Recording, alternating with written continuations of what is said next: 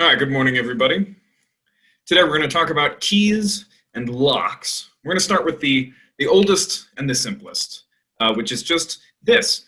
This is a drop bar, and it's neither a key nor a lock, but I thought I'd use it to illustrate the problem that keys and locks solve. Now, this is a drop bar, and there's a few different varieties of drop bars and deadbolts. And all kinds of ways of thoroughly securing a door from the inside. But this brings us to our problem. So some issues with drop bars in general, right, is a lot of them are made of wood, easier to break, cut, burn than those made of metal, although, right, plenty of them are also made of metal. But the real problem with drop bars and deadbolts is that they are only unlockable from one side. So the function is more of a barricade for when you are inside than a safety measure for when you're away. So we need to come up with some way of securing our things while we're gone, such that when we return, we can access them. So we get the first lock and key proper. And this is essentially, we'll explain the function here in a minute, this is essentially how all mechanical locks work. Same basic principle with some variations that we'll get into later. But this is one of the very, very earliest ones. So if you see that this toothbrush-shaped device here, this is the actual key. And it really just consists of a toothbrush-shaped piece of wood with some wooden pegs at the end.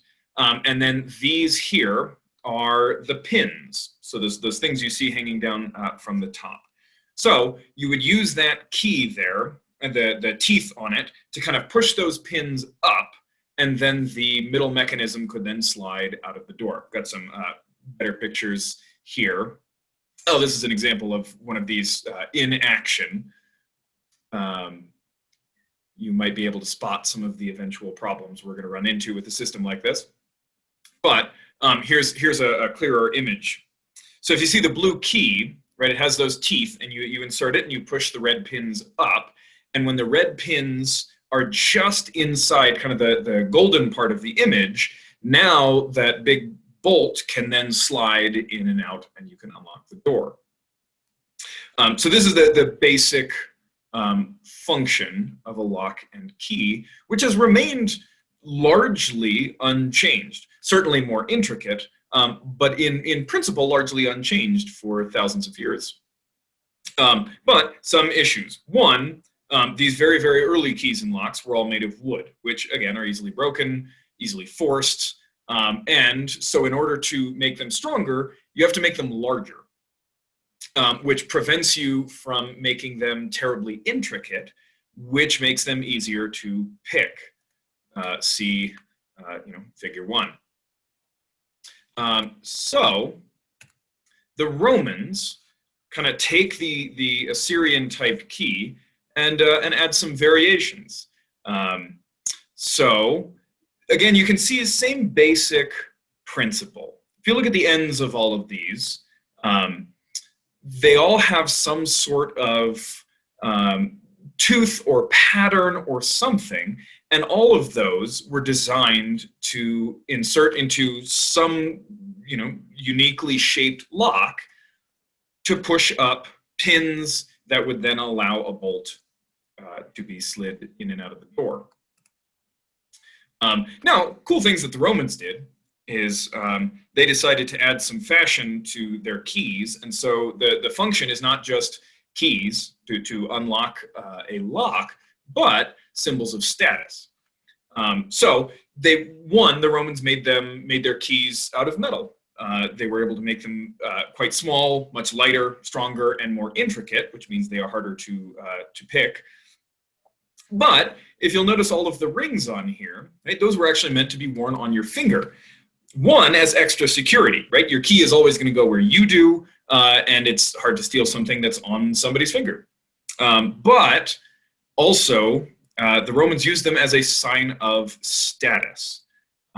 If you have keys, it means you have something valuable to protect, and because only those of relatively high means and wealth had anything to protect, wearing one of these keys or multiple keys, if you really wanted to go all out, was a sign of status and wealth. And that will actually become, for a very long time, one of the essential functions of keys. Now, medieval keys basically worked in essentially the same way. The key has spokes on the end that push up pins that allow a bolt to be slid. But the keys became way more intricate and much fancier. Now, none of these are really wearable on the finger, but if you'll notice, at the head of each of these keys, the patterns become much different. Perhaps in the top left, most of those are fairly straightforward, just kind of a rectangular sticking out of the key. But if you look at the right, inside the locks that these keys match, I could not find pictures of matching locks, so we're just going to have to use our imaginations.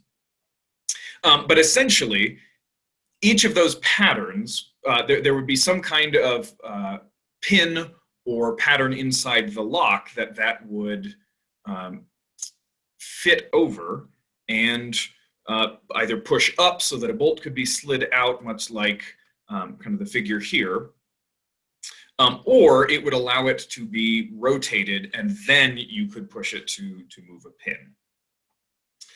Now, I know since the beginning of this, you've all been waiting to hear about the Vikings, because obviously Vikings and keys are intimately connected. And it turns out keys actually played a significant part in certain Viking rituals. So, as with many other things, the Vikings had lots of keys, they just did it better.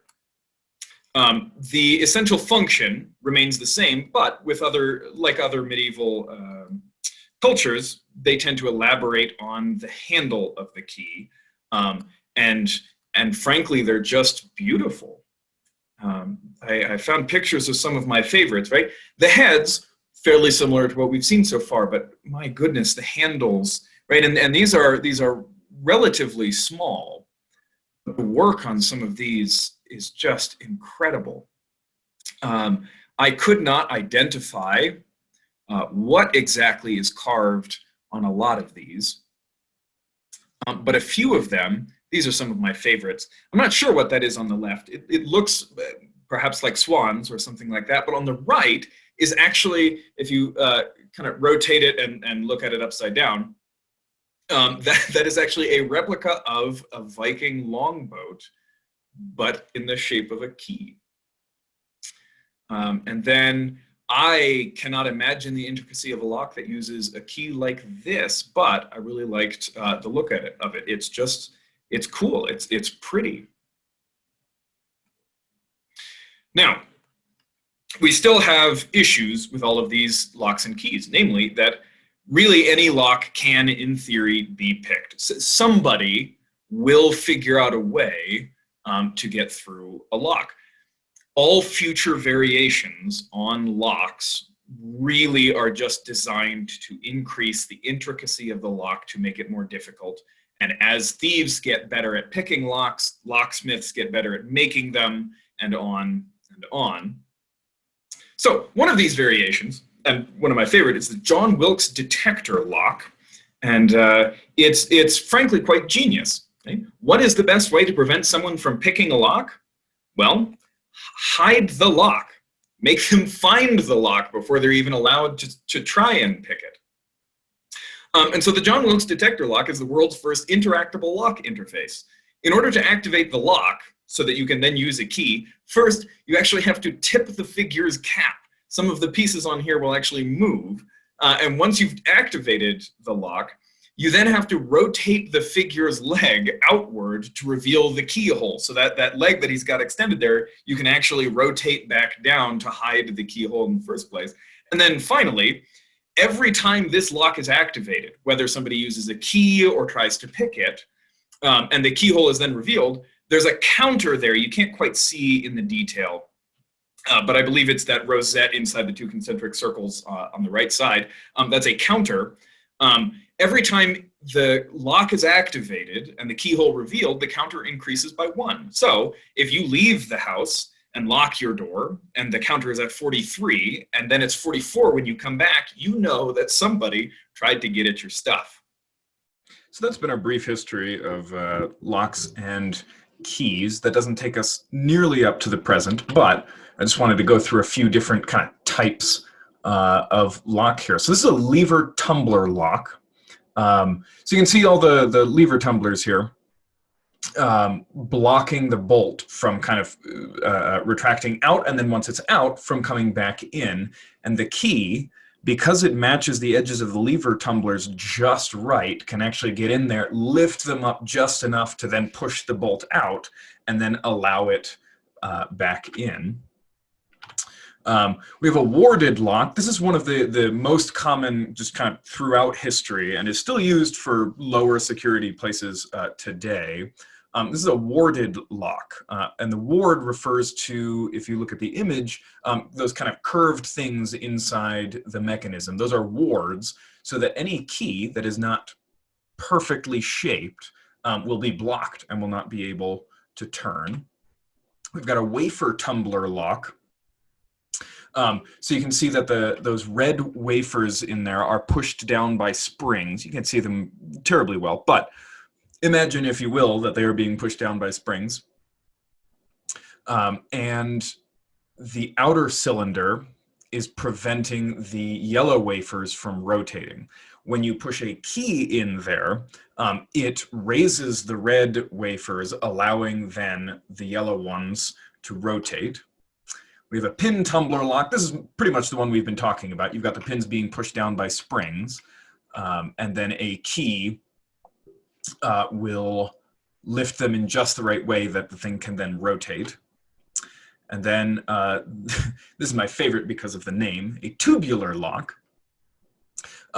Functions very similar to the pins of the pin tumbler, except that they are horizontal. And then, probably the one most familiar to us. These are the kinds of keys most of us have on our key rings, where it's essentially similar to the ancient Assyrian key and lock, only the variation here is that the teeth on the key are of different lengths. So you could make one that functioned just fine if all the teeth were the same length, but it makes it much harder to duplicate and pick if you make them all varying lengths. And so this is probably the most familiar to all of us here. You can see the springs are pushing the pins up, and the key pushes other pins down just enough, right? So you've got the variation in length of the top pins and the bottom pins, and then the jagged teeth of the key all together make it relatively difficult to pick in comparison, certainly, to the ancient Assyrian one.